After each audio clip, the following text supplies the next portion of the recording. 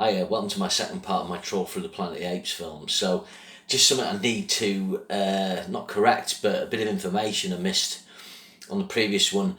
I was running through Franklin J. Schaffner's sort of filmography, and I completely neglected the fact that he won the Oscar for Patton in 1970.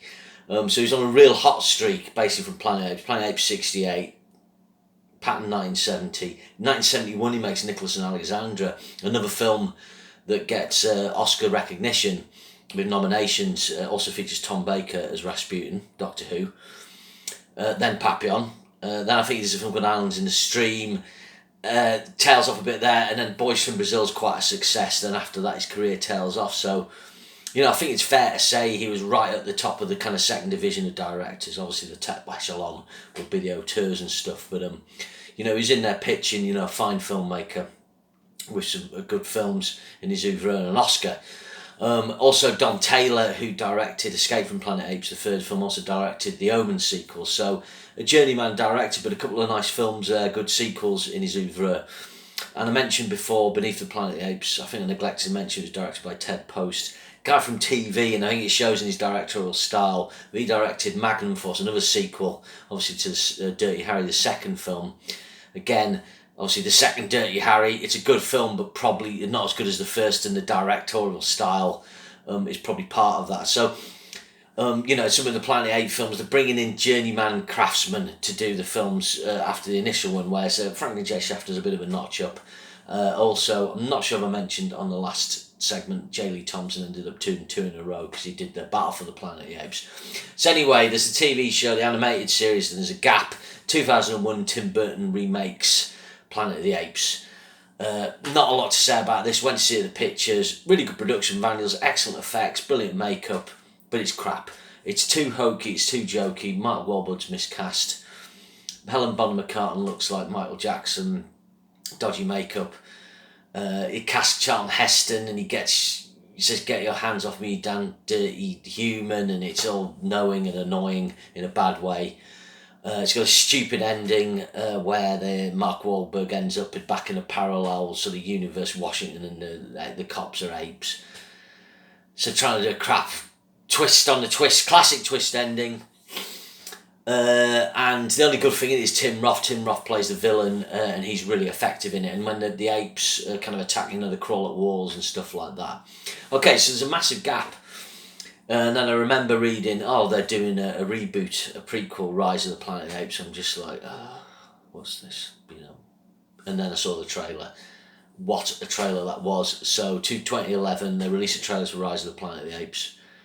I was just totally sold on the trailer. Basically, it had me at a gorilla attacking a helicopter, one of the final images. So I think I've got to be straight with it. I think these 3 films I'm going to talk about now are a really good reboot. They're consistent. This is one of the best trilogies in cinema, in my opinion. Up there was Toy Story in consistency. Well, the first 3, obviously spoiled the 4th. Obviously, the original Star Wars trilogy, the first 2 are incredible. The third one, not quite as good. These films aren't at that level, but they're very consistent. They're all 8.5, 9 out of 10 kind of films. Very good. So the first one was directed by Rupert Wyatt, who's an English director. Just checking my source there. And he did a film called The Escape Artist with Brian Cox, which is a good prison film. And he brings a lot of intelligence. He shows a lot of skill with this film. The human characters are really good, which I mentioned before. James Franco, John Lithgow. Obviously, they're experimenting on the apes to combat Alzheimer's, and by experimenting on Caesar, and I think the character's called Cobra. They, increase their intelligence, but there's also a virus in their lab, which eventually gets out. I think there's one weak element to this. It's the CGI on Caesar isn't as good as the other films. The motion capture is still good, but the budget for this film, I'm just checking, was $93 million, yeah. So they really needed a bit more money, I think, to throw at the effects, an extra 20 million or something. The next 2 films have incredible ape motion capture effects. So this plot, it sets it up beautifully. There's fantastic scenes. Caesar gets taken to a chimpanzee enclosure. There he meets Maurice, an orangutan. Fantastic scene when Maurice sign languages. I'll confess, I started filling up in the cinema. when it had that scene. Tom Felton from Harry Potter, Draco Malfoy's fantastic as the villainous son who keeps the apes with I think it's Brian Cox. Yeah, Brian Cox is in this film.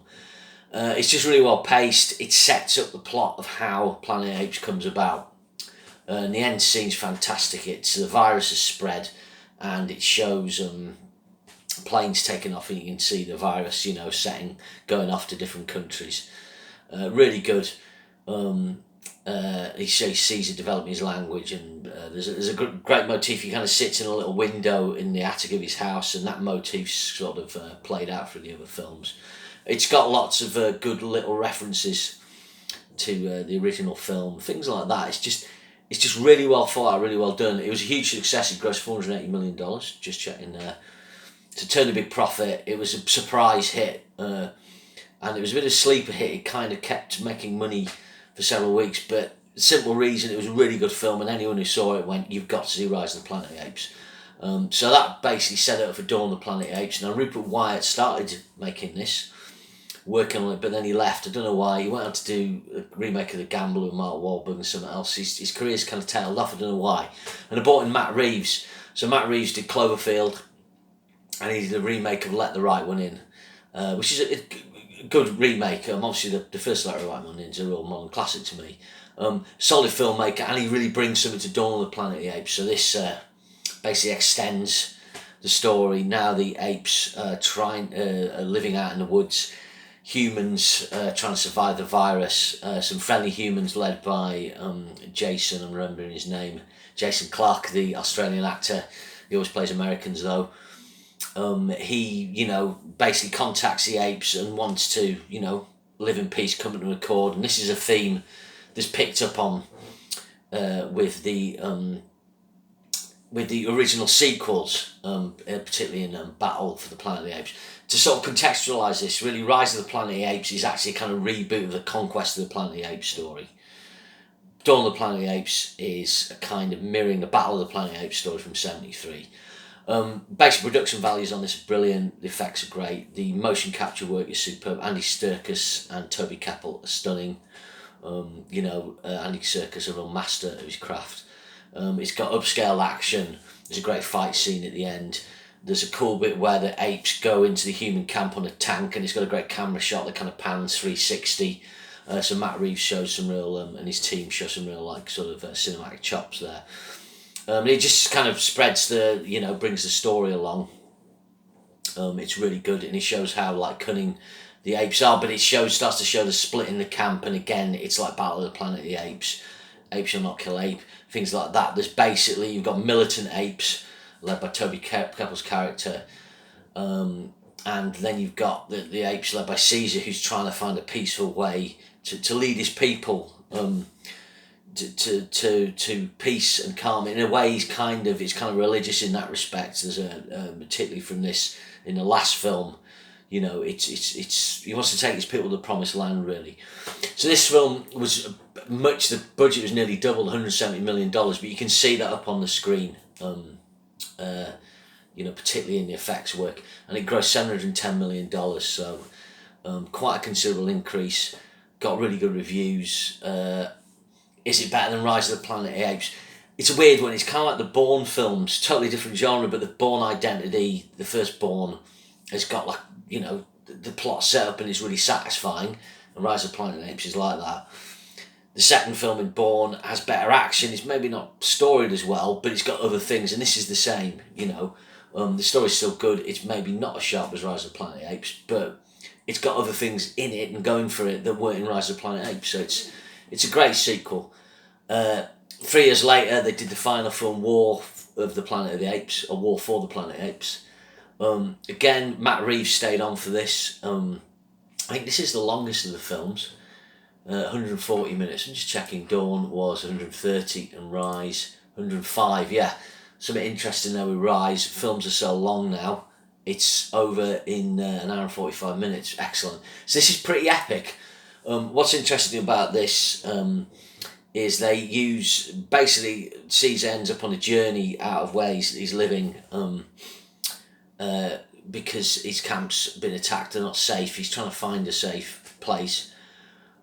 He ends up on a kind of journey out of his camp, and the film mirrors the outlaw Josie Wales. They basically pick up people on the way, and they pick up a young mute girl. And later on, fantastically, Maurice names her Nova, which is a great little touch. And I think it's from a car. She has a car sign, and she has it on a chain. But don't quote me on that. I've only seen the film once, the pictures. But what this is, I've done a top 10 virus films, and the second film doesn't explores the effect of the virus on humans in the sense they've got their civilization's over, but this shows the longer term effects of the virus, and they lose the power of speech. So again, it's setting up the Planet of the Apes film. Why can't the humans speak? Well, what happens is the virus eventually means humans lose their speech. So Woody Harrelson plays a militia character, typical kind of figure, obviously again mirroring Battle for the Planet of the Apes. And he's got his little enclave, his little cult, as it were. But some of them are starting to lose speech. Caesar gets incarcerated in his prisoner of war camp, and this is where it mirrors a film like The Great Escape. He hatches an escape plot, the apes attack. It's all really good. A little, like I say, takes its time, or a little more slower paced. And at the ending, he kind of leads his people to the area where the original Planet of the Apes is set, and that kind of concludes. The budget on this was a little less than $150 million. Actually grossed less, it was $490 million gross, so it was a fraction more than Rise. So not as popular as I thought it would be, but a really satisfying finish. Like I said, I wouldn't necessarily say it was better than the other two films. Or worse, to me, they just make a whole. And I really genuinely think not only the great science fiction films, great addition to the Planet of the Apes canon, but they work as a trilogy, when so many trilogies are so disappointing. Like Indiana Jones, first film's incredible, the other two, they're alright. Back to the Future, Terminator, first two brilliant, the third one's better than people think. Maybe if they use the new one, the Dark Fate. I don't know, Star Wars, first two incredible, third one, it's not as good, it does finish the story well. And in this respect, this is like that, it's got a nice enclosed thing to it. So they've been very well thought out, these sequels. And you'd easily say that Planet of the Apes, the original, is the best Planet of the Apes film, and these new 3 prequels are the next best ones. And what order you'd put them in, I don't know. That would make my top 4. My 5th favourite would probably be Escape from Planet of the Apes, the 3rd in the original series. So those 5 films, I think, are really good Planet of the Apes films. The other ones are kind of found wanting at times, especially the Tim Burton one. But they've always been interesting. They've always had something, because there's just something fascinating about apes replacing humans as a dominant species and having talking apes. So there's rumours of doing a reboot of Planet of the Apes again. So if you think of the story timeline, we're back potentially where we started. And I think there's reference in the Rise of the Planet of the Apes to the trip the astronauts take into space. But the problem is there's no twist. You just can't do the twist ending. Because we've just got too much knowledge of Planet of the Apes, and especially if you've seen these films. But we'll see. That's my take on the Planet of the Apes. A really, really good series of sci-fi films, ones I've loved as a kid and been brilliant since I've come back. So hope you enjoyed these 2-parters, and I'll see you again soon. Thanks very much.